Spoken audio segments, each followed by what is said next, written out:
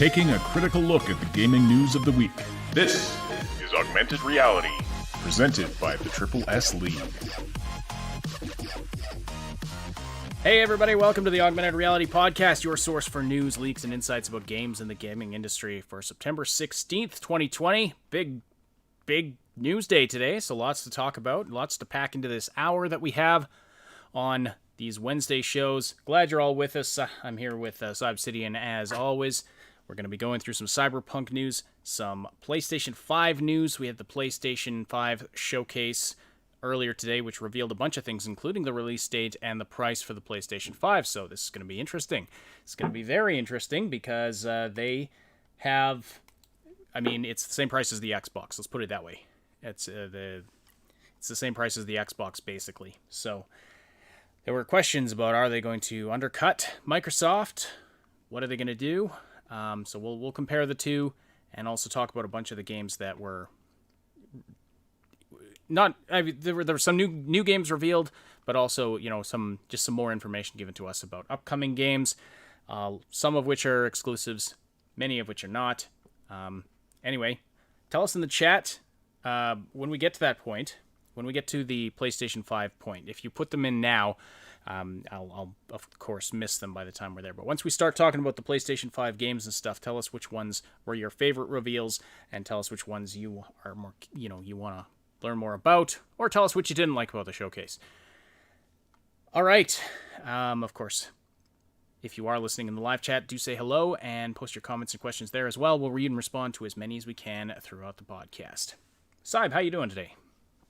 Good. It's winding down. The season is winding down, which is great because as soon as things wind down, we're going to be doing like live shows every day, and lots of streaming. So that's good. Yeah, summer's always tough. So excited for it. We've got so much this year, like so much this year. We've got.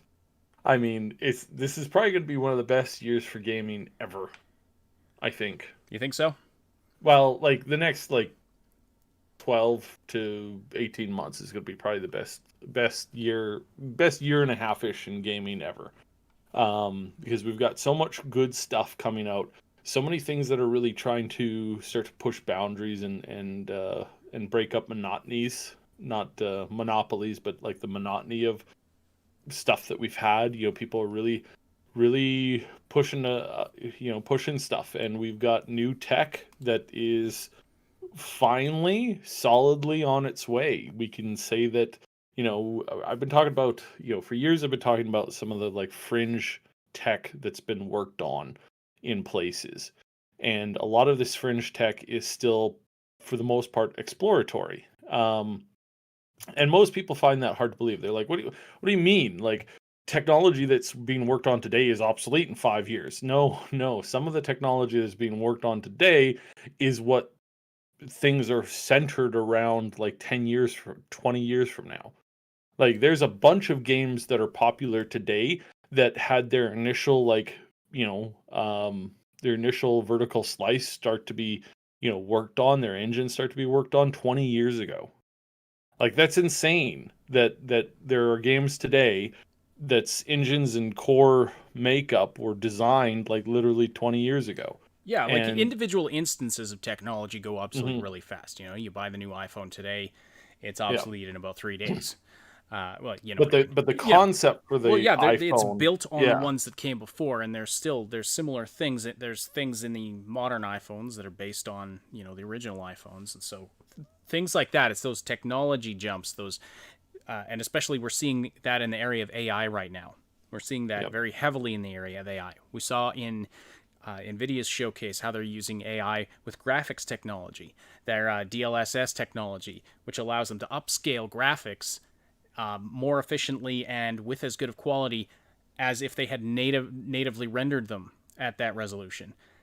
It's very impressive, and there's more of that coming down the pipe as far as designing, game worlds and other aspects of the video games themselves that we're going to start seeing. And so, Saib's absolutely right. Some of the stuff we're going to start seeing in the very near future is going to make a foundation for games 10, 15, who knows how long in the future.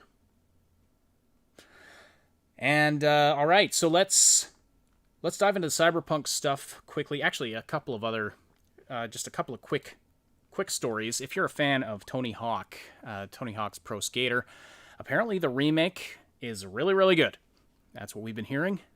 That's not really our genre of game, but if from what we've been hearing, keeping our ears to the ground about it, apparently Activision really pulled something great off. Apparently it stayed true to the feel of the original Tony Hawk Pro Skater, but with some added stuff, but still as accessible and fun to play as that original game. So if you're a fan of those, you might want to check that out. And 2 weeks from today, we will be playing Baldur's Gate 3. Wow. So, woo! That's pretty crazy. Yeah. I've barely even had time to think about that with everything else that's going on. But yes, that's coming up pretty quick.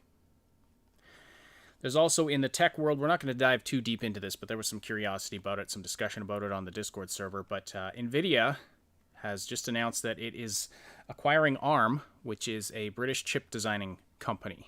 It is actually a company that designs technology which it then licenses out to other companies, and then those companies build chips based off of those designs. So yeah, it is it's paying a huge amount for this company, and it's basically, these ARM chips are what are known as RISCs, or reduced input. No, sorry, hang on, I'm going to get this wrong. Reduced instruction set chips is what they are. And they run anyway, I won't get into the technical side of it, but basically this is going to give Nvidia a lot of influence in the smartphone world. And some are concerned about some antitrust issues. Basically, it would give Nvidia a lot of influence, or it would affect companies like Apple, Samsung, all the big smartphone companies. And also, there's concerns, will Nvidia give everybody equal treatment, and could it create unfair situations in the market? Now, not going to dive really deep into that, but did you want to say something about that, Sib? Well, so I think Bellular also pointed this out today, which is a point I was telling you earlier about, is that the ramifications and the outcome of this is not something that you're going to see next year. It's not even something you're going to see in 2 years. This is a long-term, long play effect thing that you will start to see the ramifications from it in about 2-3 years, and it'll really, it won't even hit its peak until like 5 or 10 years into the deal. So this is the nature of hardware companies in the industry. They make hardware. They're plants and factories and manufacturers. Things don't fly as quickly there as they do on the digital landscape. Technology, of course, changes and things alter and are slowly upgraded, but it's extremely hard to swap out an entire factory for a different type of machine, or a machine that makes something completely different than what it was making before. So the physical side of these kinds of things are often slow. They often ramp up. There's a lot of long-term growth to it. Nvidia is doing this so that they can plan for the next 3 generations of technology that they're working on.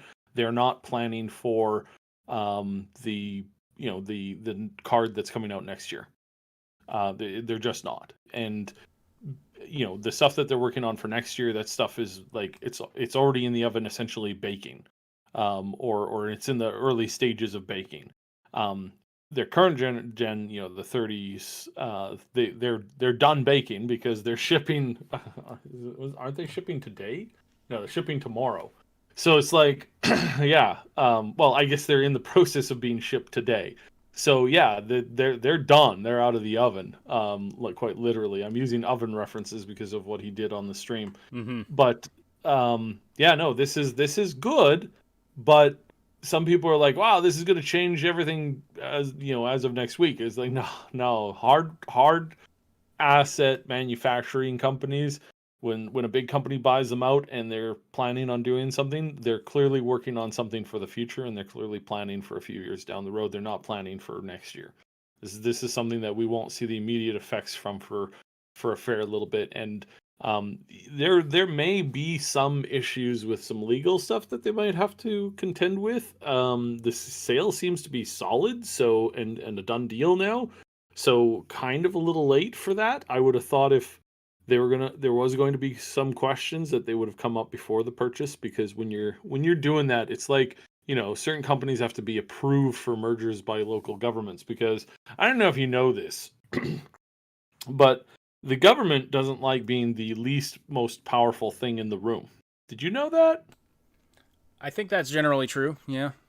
Yeah. They like don't kind of being on want top of things. Yeah. companies. Yeah, they don't want companies that rival their own power. They tend to break those up like very, very quickly whenever they get close to being, kind of that level.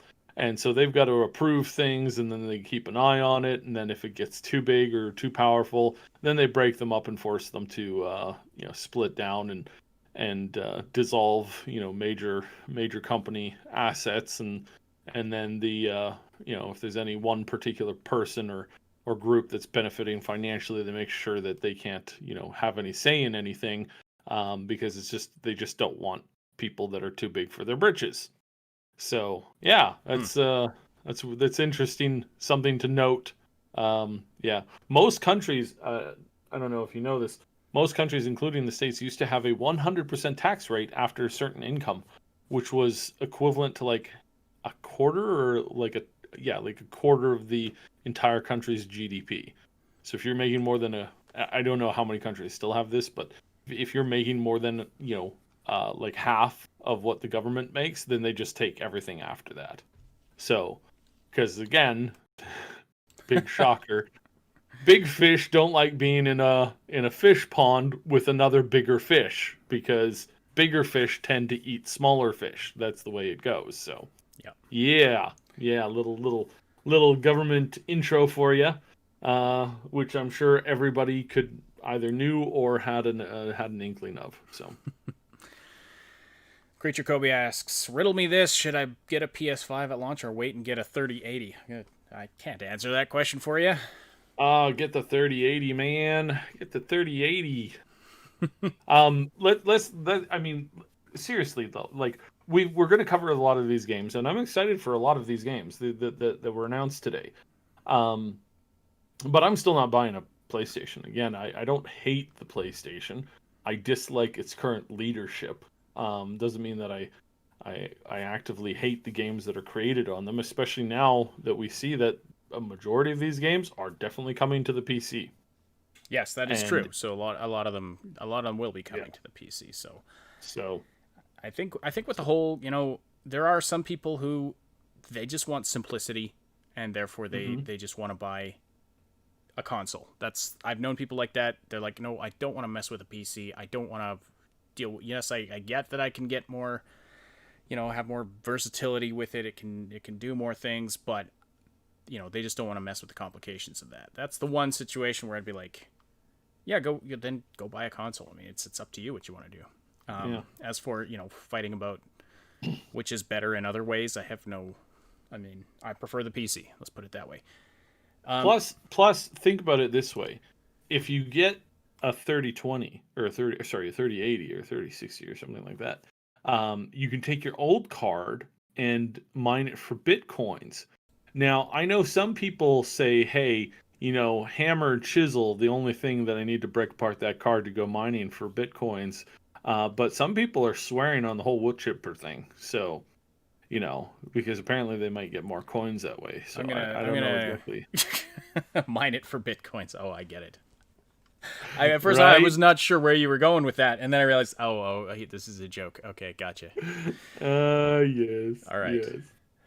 All right. Let's talk Cyberpunk. So, yeah, we've got Night City Wire number 3 coming up on Friday.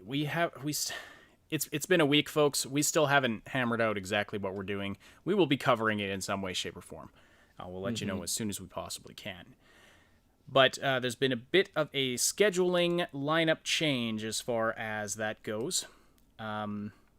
So they are no longer going to be talking about music, but then they did tease us with a tweet about something else that they'll be discussing. And now, of course, it's disappeared from my screen now that I want to actually read it. Where did it go? Bottom line is they teased us saying, we're not going to be talking about music, but we'll be giving you some other information that you want, or should we say, information that you require. So, of course, here it is. We have some cool news that many of you request, or should we say require. So it sounds like we're going to be getting system requirements on Friday. Now, that's, of course, interpreting kind of a coy tweet from CDPR, but that seems to be that seems to be the direction they're going with that. But they'll still be covering the gangs and going on Night City tour. And it's gonna be really interesting. Just a quick to Shua and Robin in the chat. No, that would be a Tucker and Dale wood chipper, not a Fargo wood chipper. Tucker and Dale wood chipper. All right. Yeah. So I'm really excited for this one. We're gonna see a lot of stuff. I suspect quite strongly, and have for a while, that we are definitely going to be getting the minimum system specs at that time. And again, I believe this most likely due to the fact that we are, it just seems real. It seems really obvious. I hate to say it, but it seems like it's like one of those like Dahoy moments where it's like, yeah, I think it's highly likely that we're going to be seeing that kind of that come out there, because they were so close to release now that they have to put it out now. Their next showcase isn't going to be until probably late November, maybe late October. So late October, early November. They did say that they want to do at least another one on after the third one. Right now, the third one is the only one that's official and has been official kind of more or less from the start. I know that they do want to do more showcases and stuff like that. They obviously have a lot more stuff coming. There is a lot more stuff coming as far as like content and like their advertising and their marketing campaign. They're going to be doing a ton more stuff. They've confirmed this several times. We don't know exactly what. We've heard a lot of rumors, and literally any of it could be true at this point. It's 2020 after all, so. All right. But yeah, I'm loving this. I don't know if anybody's pointed this out, but in this picture that's on the screen right now, that couple seems to be making out over by that pink car. That's so adorable. Cute. It's very low res on my screen. Actually, let me bring up an even better picture. Here's the full picture. So this was part of the screenshot today because we got some new screenshots from CDPR. Just recently. Zoom in on that pink car there. That I want to see if we got any. You want to see what's going on? Are you some kind of voyeur? Maybe no. I just want to know what's the tires on that car. Right. They look awesome. And I'm just trying to figure out what's going on with those tires and that stuff. It's definitely, man, I can't even tell. The lady in the skirt? Where is her head exactly?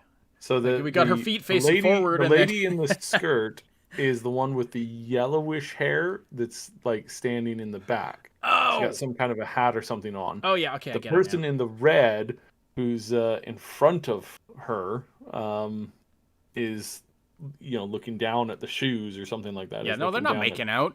Clearly, she is sucking the life out through his neck. Vampires confirmed. Well, it might be a her too, because that or another her. Yeah. Yeah. This is Lizzie's after all. This is the Lizzie's. This is We Lizzie's are right after all. close to the Lizzie's bar. Yes, absolutely. Anyway, let me restore Interesting. this to its full glory here. So this is just a cool screenshot that they put out. But if you like the Lizzies, you'll like this next. Well, actually, the Looks mocks. like It's some type of monetary transaction is taking place. Yes, you might be right. I wonder what kind of monetary transaction is going on. Well, Probably they're just something vehicle related. they're just renting that car. That's all. One Yes. person's renting that pink car from the other. Clearly, And what clearly kind of somebody needs an oil change. There's some kind of an oil change going on. kind Fluid of game do you top up think this and- is, people? Come on.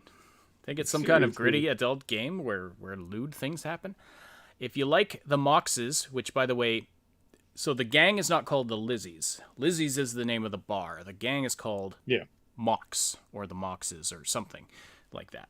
Anyway, here's another screenshot of, we've seen this character before, Mox Girl with the bat, and this Great is hair. great hair. You know, this is a nice high-res, high-quality screenshot of her. We haven't, like, we've seen blurry pictures of this character before. We've also got another character in the background here that I don't recognize, but anyway, another Mox member, more than likely. There were some comments about basically, why does her skin look so shiny and plastic? And Pavel Sasko addressed this and says, in case you're wondering, the glossy look comes from real skin technology, artificial tissue, at first developed for medical use in Cyberpunk 2077, already commonly installed with a majority of good quality cyberware. So it's a cyber enhancement. So it's not that all, not all characters are going to look shiny like this, like it's Plastic. 1996 or something. Early Toy Story CG. That's just for this character. She has that cyberware installed, and lots of other shiny, spiky parts on these characters. So they look really cool. Her face shines too. Yes, that's true. Yeah, I keep just thinking of the Barbie World song by Aqua. It's like yes, running through my head right now. You can become a Barbie in this world if you want. That's literally very possible. Why Creature Kobe? Why does her skin look like plastic? Is that cyber? Yeah. So, I think you're maybe a little behind on the on the stream. Cyberware. It is cyberware for sure. Right. Let's see. Oh yes, and then the other thing we were going to talk about with regard to Cyberpunk was a Philip Weber Q&A. Now somebody in the chat earlier asked, is there a new one? This one's not brand new. This is the Russian Q&A from a couple of weeks ago. Now, it's been requested that we cover it. I believe Cyb, you and the rest of the community gang covered it on the Cyberpunk 2077 community podcast, but we haven't specifically discussed it on this podcast. Mm-hmm. And so I wanted to pull the highlights out of that. This took place a couple of weeks ago. It was a Q&A that CDPR did for their Russian fan community. Strangely enough, it was in English with Russian subtitles. I guess Phil doesn't speak Russian, but does speak English. So anyway, he answered a bunch of questions, and we'll just go through some of the highlights now. So one of the things he was asked was like, what can we do for just kind of everyday, like, role-playing events? Like, can your character eat, drink? Can you take a shower, go to bed, that kind of a thing? And he said, yes, a lot of these daily activities are possible. So you're not just standing around in your apartment, or you don't have to always be doing a quest. They're trying to make a world that you can really role play in, and so he said it's not a survival game. You're not required to eat and drink and that kind of stuff. You're not required to sleep, but they've made a lot of those things possible for those who want to sort of have a rich role-playing experience. But that made me think, Cyb, that it probably won't be long before there's a survival mod for this game. And it seems like that would be decently easy to implement if there's, Oh yeah, these and things already exist. it's like some of the best, like there's a lot of like really cool like game concepts that use like features like it's like, look, you're in big debt. You just got saddled, like your gang was destroyed basically, and you were like everything, like you lost everything except for the debt. You're the one holding the bag when it comes to the debt. And turns out that you owe like, you know, in modern terms, you owe like $3 million to this vicious gang that's that tends to lend out money so that they can collect and use you as a or use people as a I don't know, fleshy punching bag, in front of an audience sometimes, if you catch my drift. And you've got to like, you've got to pay that back as quickly as possible, you know. And there's a couple great shows that are based off of like the kind of, that kind of a concept. And those are pretty fun because it's like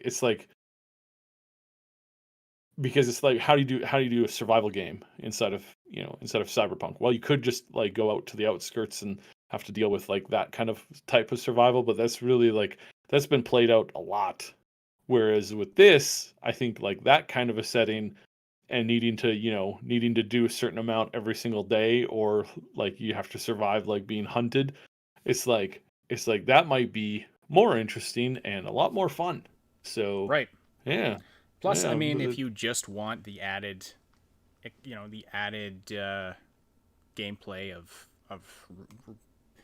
being required to eat and drink and sleep, that kind of a thing. Some people like that. Some people really like that. They brought that into Fallout 4. mhm. They could I could see them definitely bringing that here. But anyway, that's not native to the game, but those kinds of daily activities are definitely possible. When it comes to being hunted, like you can get a price on your head. You can, Yeah. if the cops, you do enough, you just go on a murder rampage, the cops are going to come after you. But there's also an option of one of the ways you can earn income in the game is by going after people who have a price on their head, crime bosses or whatever. The cops will put out contracts on these people, and so you can go do that. It's sort of external to the main quests and that kind of a thing. Also, this is another thing he talked about in the Q&A. As you do quests for fixers, you get better street cred, which gets you better jobs. But there's also side things you can do. There's like the fist fighting things, like a fighting circuit, kind of like in The Witcher. There's racing, and you can do contracts and things like that. Another thing that he talked about was that city population will heavily vary with weather and with time of day and with special story events. Which makes a lot of sense, but I hadn't heard this discussed specifically before, so I thought I'd mention that. So like some places at night will be less populated than in the day, or if it's raining, not a lot of people will be outside, kind of a thing. By the way, acid rain is confirmed. Not certain what effect that's going to have on you, if it's going to do damage or erode your cyberware, or I'm not actually sure what it does in the tabletop game. I think it has some kind of effect, but that is confirmed as one of the weather types. There can be big storms, especially out in the Badlands, that kind of a thing. But as far as all of this can affect, the population in certain areas of the city. Sometimes at night there's more people out because that area of the city has a big nightlife, that kind of a thing. Plus, he hinted at there being special story events that might draw crowds, that kind of a thing. Yeah, it's So, going to be interesting. well, and I think like that's why do people install so many weather mods and things like that? They want a realistic world to live in. Like it really adds a lot of richness to the world when you can have realistic weather. People love that. I mean, I try to avoid going outside in a rainstorm. It's really bad for my um, plants. But the just I mean, it's just really cool in general. And so when they add it into video games, it's more fun to do it, to go out into the rain in video games because you don't have to worry about, the rain getting into your eyes or messing up your, whatever. Well, one of the things about playing as a vampire in Elder Scrolls games too is like, oh, you're out during the day, it's doing you damage. Things like that. They just add a lot of they add a lot of richness to the world. Phil also confirmed that there were some very important companions that we have not seen yet, that have not been revealed. I would hope so. Yeah. And we've had this inkling for quite a while. Like we've seen, basically we have a confirmation of essentially 2 companions, and it's like we know we're going to be getting more. Yeah. Just because if they have a working companion system, having you play the game solo most of the game is a huge waste of resources. Excuse me. Mm-hmm. So yeah, the designers want to avoid wasting good systems. Yeah. Doesn't mean that they want to force you to work with somebody, but it is always better to, like, if you have that system, encourage it, because I don't know how many Lydia mods there are in Skyrim, but there's a lot. Mm-hmm. So plus, yeah, clearly it's, if you nail it right and you get it going good, then it becomes a meme and an experience that drives itself. And if companion you do that, mods are then probably going to be a big thing too. Companion mods are going to be huge, and that is something that a lot of people can get into, and a lot of people can excel at, and kind of get their face out there. I mean, hey, it started a few people's careers, so yeah. It's not a bad thing. As Tara K says, yeah, most of what we've seen is from the first 4 to 5 hours of the game, right? And I would argue that I think pretty much all of what we've seen is from the opening of the game. I don't know if anything, maybe small snippets from later in the game snuck in, but yeah, they've really kept a tight lid on what happens after the prologue, and they've really shown us most of it is just from the game's introduction right up until that point where you meet Johnny Silverhand. Grimner asks, are cybernetics waterproof? Is it safe to take a shower, that kind of thing? Well, I mean, yes, for sure they are.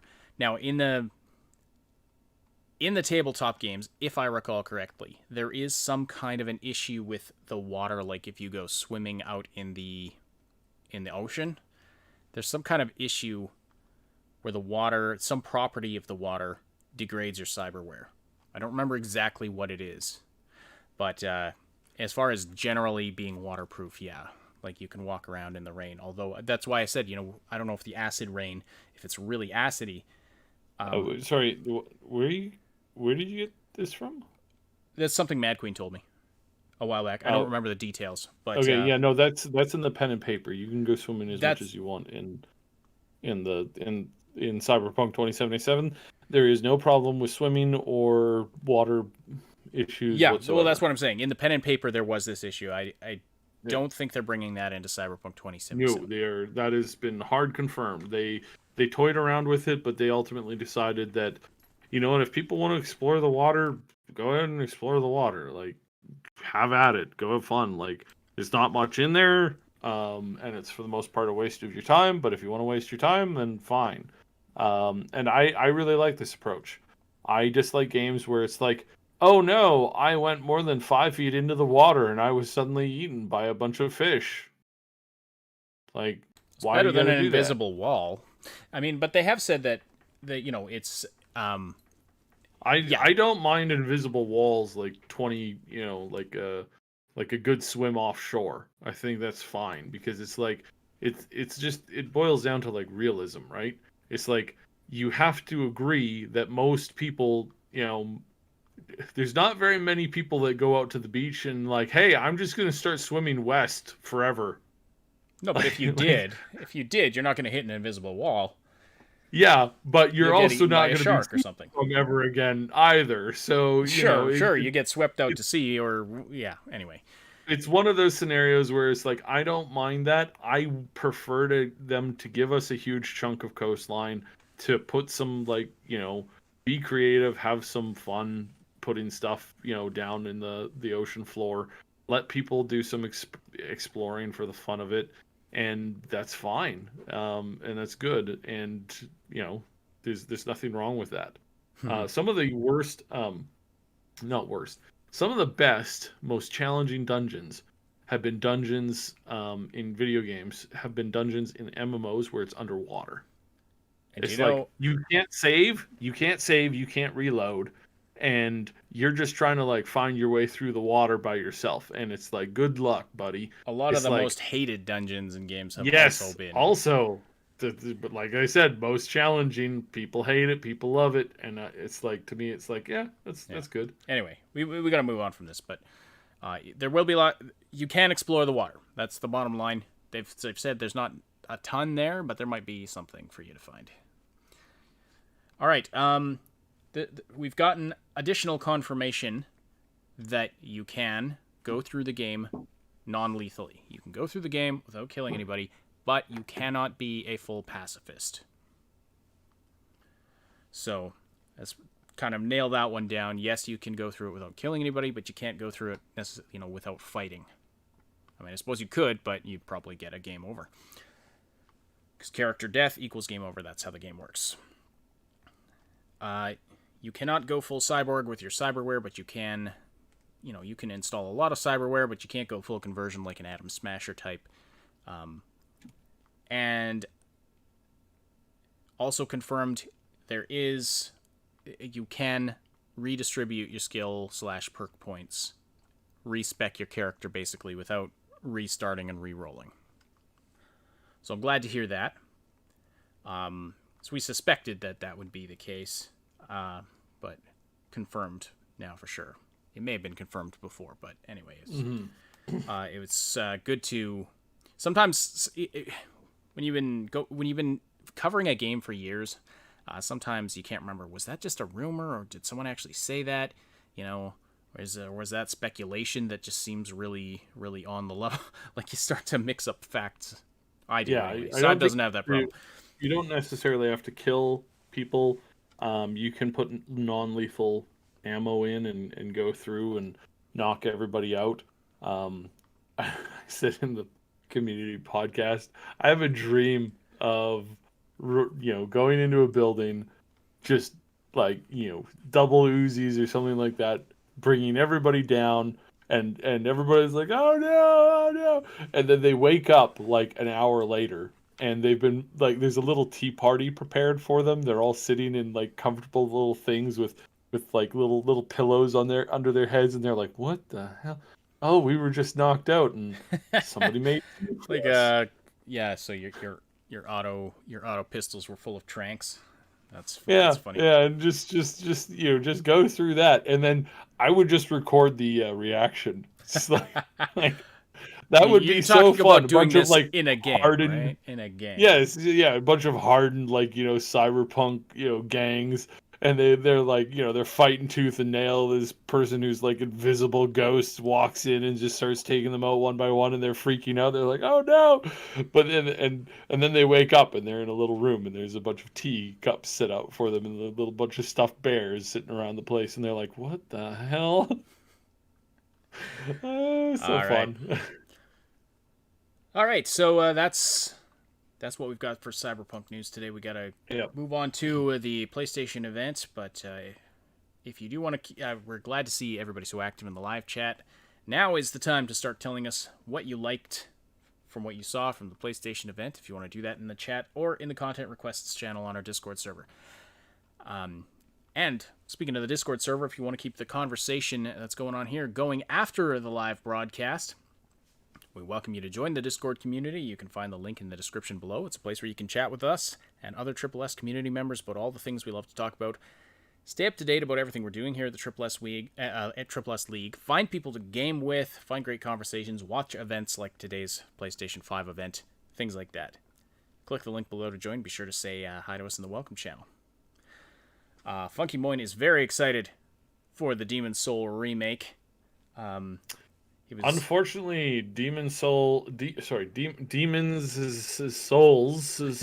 is not coming to PC after all. This was a rumor that had been going around for quite a while. I still suspect that there's a good chance it'll end up on the PC at some point in the future. Probably might take a few years, but really it boils down to, money. And they discovered this with oh darn, I forgot the name of it. The robot dinosaur game. Horizon. So they discovered this with Horizon. They discovered this with of course um, Kojima's game, which is, good lord, names. yeah, Death Stranding. Death Stranding. They discovered this with this, that when you put it out on Steam, you make a lot of money. Did you know this? Because, I mean, I knew this. Everybody else knew this. Apparently, the people at Sony have never known this at all, and I mean, I suspect that they either like kidnap people and brainwash them, or maybe they just show up and start like beating the crap out of people who talk about, hey, we could make like an extra like $20 million if we put this out on the PC market. I mean, it sounds like a really great idea for making money. Like I really don't understand. I really don't understand some of these independent developers. They're not owned by Sony. They're not paid by Sony to be an exclusive. Like they're not like given like tons of extra money. And they're told, hey, if you put this on PC, you'd make. And we talk about Nintendo all the time that does this as well. It's not just Sony. It's Nintendo. It's a bunch of other companies. If you put this out on this market, you'll make crap loads of money. Like just an enormous amount of money. There's been like the amount of people who get into places or have something happen typically is like quite like organic or viral moment happens or whatever, and they could like sign on and do something with that like recognition. But instead there's this one guy. He didn't like that the internet loved him, which is weird to begin with. Hated it so much that he went into hiding, hired a bunch of lawyers, and then sued a guy for like $20,000. Was the most he could get out of him. Like 90% of that went to his lawyers. And what's he like? He could have come out, embraced it, and sold merchandise. There was an offer on the table for him to make $100,000 from a merchandising deal.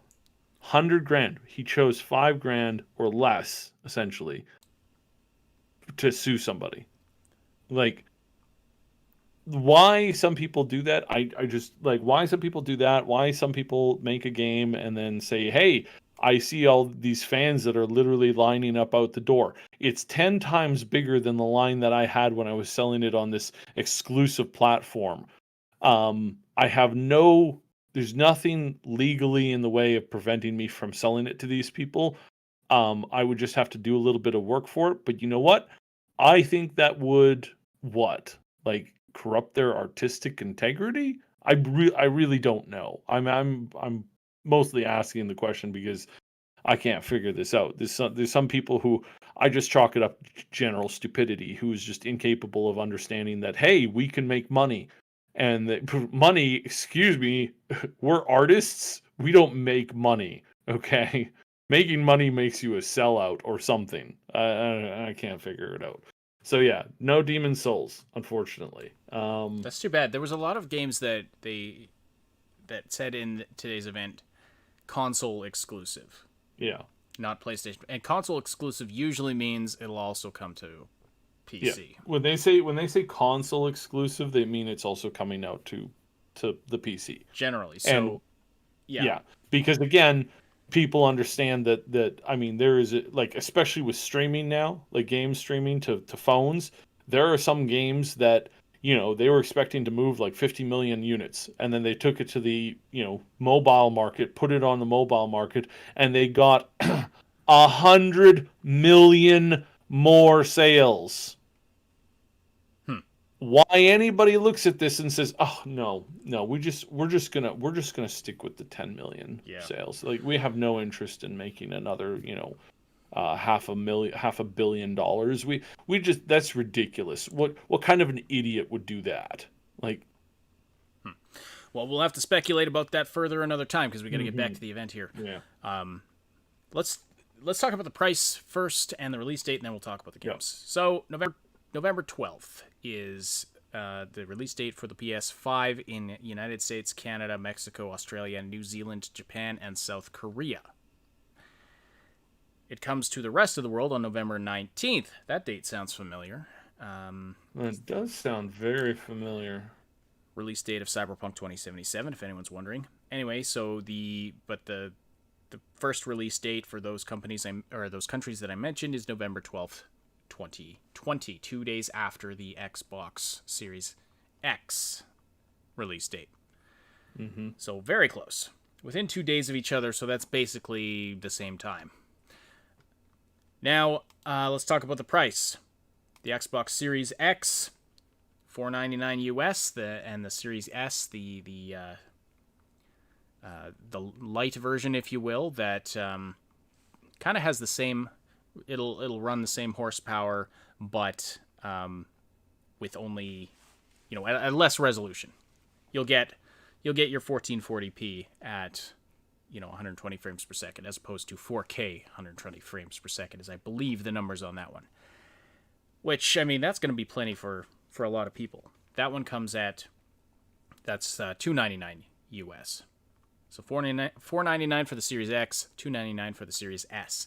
The PlayStation, also $499 for the PlayStation 5, and the digital edition, $399. So it's $100 less if you want to get the version that does not have the optical disc drive, and basically digital only downloads for that. $399 US, €399 euros, 359 British pounds, and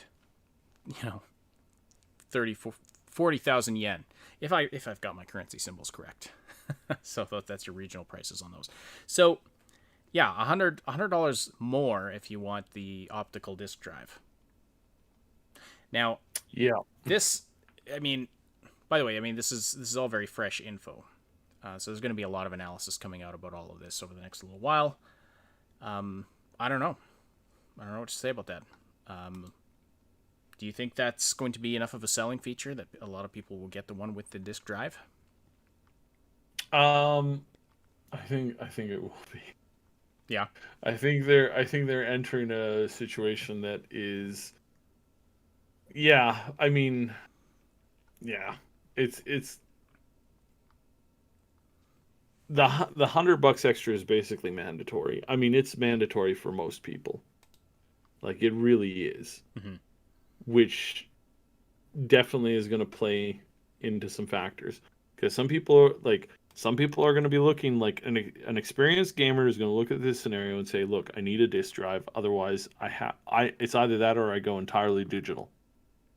And for a lot of games, there's a lot of main games that you're going to buy the copy and then that's it. You're never going to sell that copy. You're just going to keep it forever. And I'm actually kind of a stickler with my Steam library. My Steam library, I don't buy a ton of games on Steam.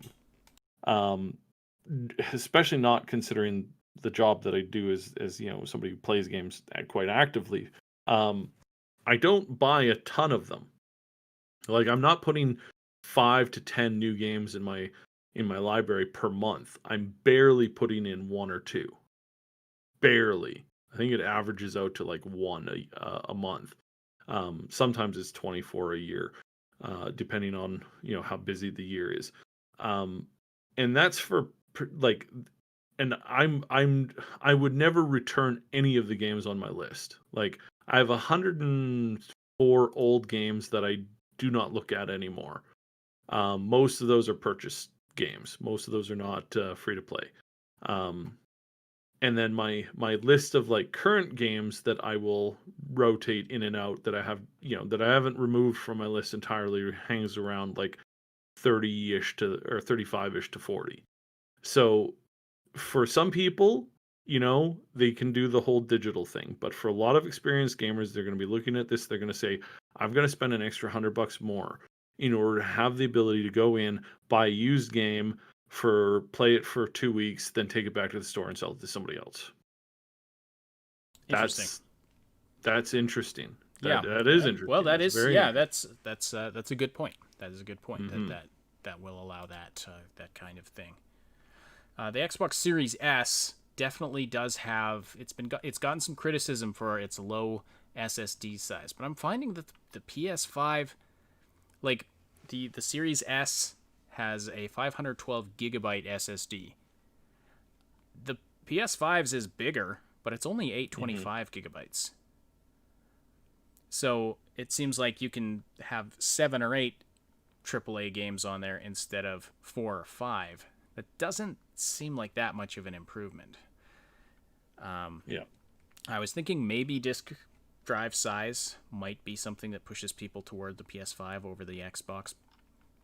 Actually, let me just quickly look here. What is the Series? Yeah, the Series X has, where's the internal storage? A terabyte. So the Series X actually has more internal storage than the PS5. Mm-hmm. Anyway, we've only got about 10 minutes left. Let's start to talk about the games. I saw Deathloop mentioned. I saw the Harry Potter game mentioned as Harry games. Potter looks really decent. To be honest, it looks really decent. Yeah. So now it's not it's set in the Harry Potter universe. The game is called Hogwarts Legacy. It's it is. AAA RPG. It is pre-movies because it takes place in the 1800s. This is really interesting because this is a lot of like open new lore. I'm not opposed to this. I despise going backwards in the timeline. I really hate it. But in this case, I'm particularly okay with this because it still fits that time zone. It still fits that feel. It fits in quite nicely. And going forward in the Harry Potter universe into like modern era technology, that's going to be a whole bag of worms. It's going to be quite different, and so it needs to be handled with a little bit more finesse. And so yeah, I actually like the 1800 style. I like anything there where you're in the same environment as Mr. Sherlock Holmes. I think that fits quite well, and I'm legitimately excited for this game. It's coming out for PlayStation 5, Series X, and PC as well. So this is something that's grabbed my attention. I'm not a huge Harry Potter fan. I don't watch the movies every year. I haven't watched them for years. I generally find her newer writing's been pretty terrible, but the original series has been great. There's lots of like really old lore. There's a thing with the little golden thing in the sports game that they play. I'm Quidditch. The little golden seeker thingy in Quidditch. How it's unlocked, but by touching it to the mouth. That's actually I'm really surprised that she knew that or she dug that up because that is a really ancient alchemical thing that has. I mean that's one of these secrets that's been buried for like hundreds of years. I don't know how she found that out, and I'm really curious to know. It's one of the more like mystery components of her writing is that somehow she got some piece of information that, trust me, not many scholars know about, and that's really interesting that she got that because that is not something that is common knowledge at all, not even in the circle of like people who research this stuff. So no, I'm excited for it. Yeah, it does look very interesting, and to have like a magic based RPG like this, set. Yeah, and it's craft your own character, do a bunch of stuff. I don't know.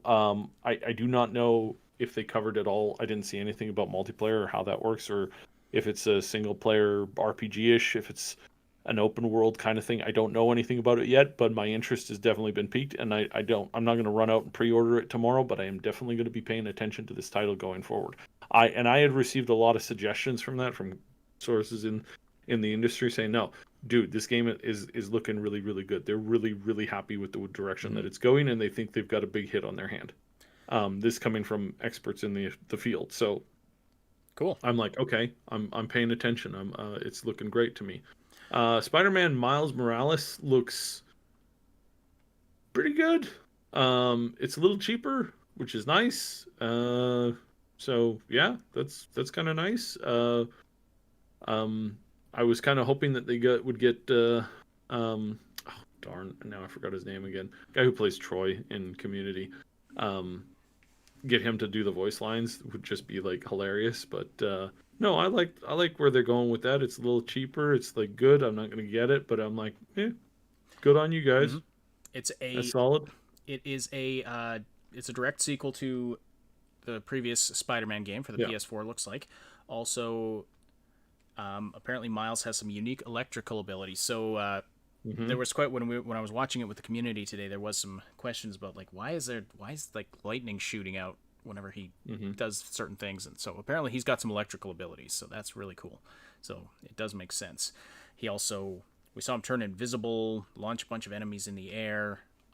So I know nothing about the lore of this game. I don't know if he's got like one of those high-tech spider suits or what, but anyway, yeah, it looked fun. I mean, again, it's PS exclusive, so yeah. So I won't be Yeah, playing obviously it, but that one's going to be exclusive. Cool. Again, I don't know why. I don't know who's making these financial decisions. Whoever it is an idiot, and they really should, like they I mean, I guess sure, fine, whatever. But again, refer back to my previous rant on this. The limiting this to the PS5 audience is a stupid decision. I think the game is fine, and I think they would triple their money if they launched it on they'd probably quadruple their money if they launched it on all platforms. But for some reason, they hate money.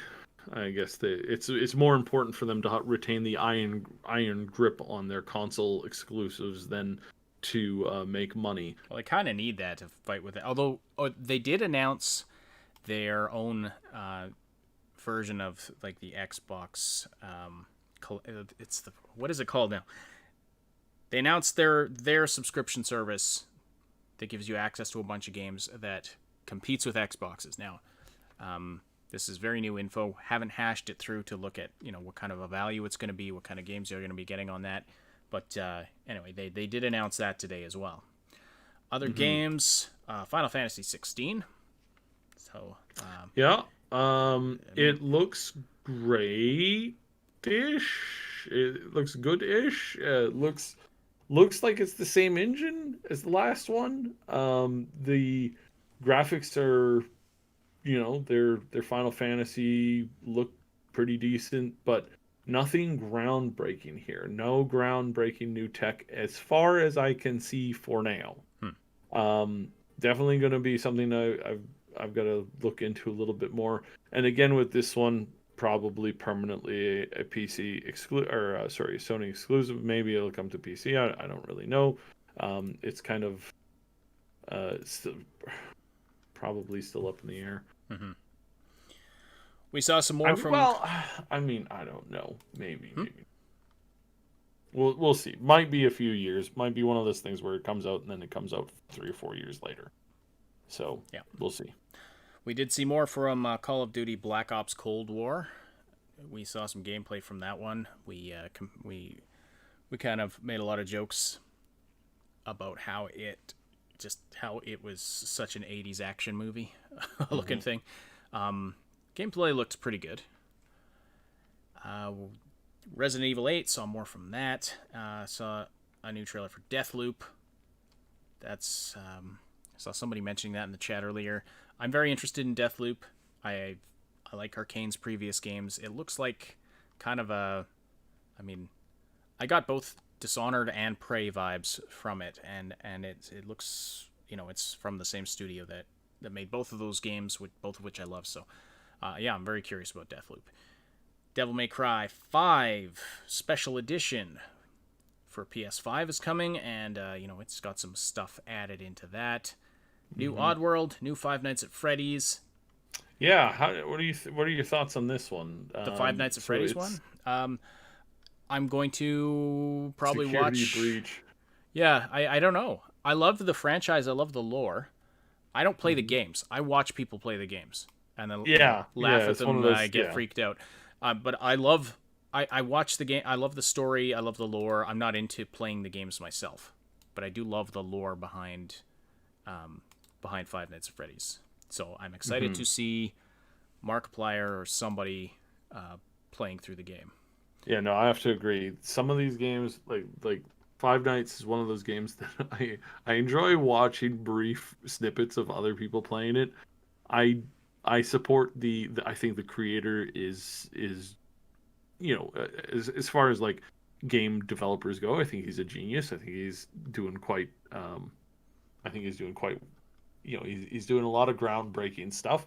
I think he's real smart. He's got a very good franchise on his hands. I hope it continues to do well. It's really funny to watch other people play it. I myself have no interest in playing it because jump scares are not something that I enjoy, nor are they something that I think is you've heard me rag on my opinion of some horror movies out there. I think the majority of horror movies are stupid as a bag of nails. It has about equivalent intelligence is a bag of nails. About equivalent intelligence in lore writing. It's like some of the Friday the 13th, like the Freddy Krueger movies and books and stories. I think a child writes them. Like they're honestly terrible. Like stick to lore. That's because get some actual lore rules and establish some rules in it. But you use logic when you look at those things, and that's the problem. Yeah, I use logic. No, that my fault. My bad. Yeah. There was a new Fortnite trailer, and of course the Demon's Souls remake, which we had a big fan of the Demon's Souls game in our chat while we were watching it, and he said it looked amazing. Like he was super excited for it. So it looks like it's going to be a really true to form, bringing this game into the modern era, and it looked pretty fun. Yeah. So, and of course they tease us at the very, very, very, very end of the stream with an announcement or a teaser for God of War Ragnarok, the new God of War game coming sometime in 2021.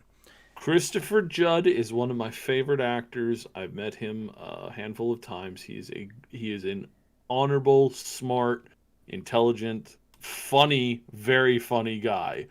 I like that the series is doing so well. Again, unfortunately, it's locked pretty much exclusively to this stupid PlayStation. And I'm hoping that that's going to change sometime soon. I really think that they've done some amazing work with him in the past, and really taking the God of War games in this I really like the direction. I think it's doing great. I'm very happy for them. I'm very happy for the progress there. Really excited to see what they can put out. Really like the direction that they're going in there. So, thumbs up on that one. Looks great. Speaking of thumbs up, I can play it in some point in the future. I have neglected to mention the poor like button. The poor like button is feeling neglected today. Please do slam. Yes, it really is. Slam that like button if you appreciate this content. We really appreciate that. We really appreciate you all being here. Wish we didn't have to rush the conversation so much on Wednesdays, but unfortunately, time can new channel in the chat. If you have the chance to, please check out our new channel. It's brand new. It is a very chill channel. It's for music while you game. There's only 2 selections up there so far. Ash is working on some more stuff it's something. It's kind of like a side project for us. We want to put out some gaming music that you can put on. Eventually have like a long playlist of them that you can just play and chillax to. We're going to be doing a whole bunch of different genres, whole bunch of different styles. We're going to be working on a Cyberpunk one soon. We're going to be featuring some artists that we know and we work with. Right now it's just a conglomeration of pretty commonly easy to use music on YouTube. And again, it's just a chill mix basically. Pop it in when you're playing some games if you dig that kind of style. If not, we've got more styles. Well, the current ones are pretty high intensity, but we'll probably do some more. Yeah, we're gonna have a good solid mix of them. It's a side project. It's we obviously would love to work on it faster and quicker, but we're gonna be it's one of those things. Check it out, sub to it.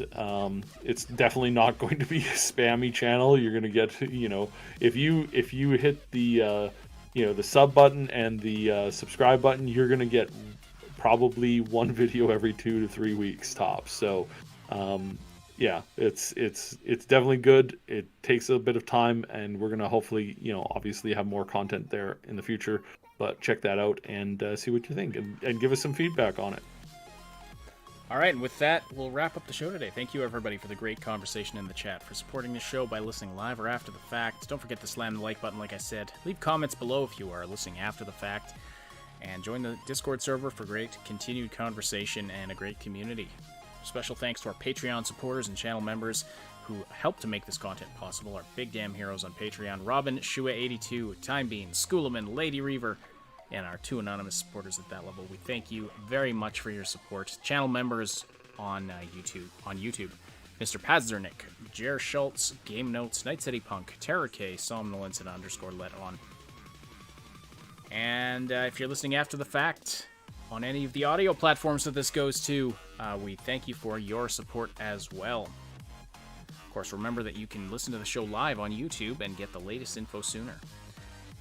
The Augmented Reality Podcast is a presentation of the Triple S League. Check out our YouTube channel for game guides, reviews, comedy, news updates, and tons more quality gaming content. My name is Ash. On behalf of Cyb, thank you all so much for listening. We'll talk to you again very soon.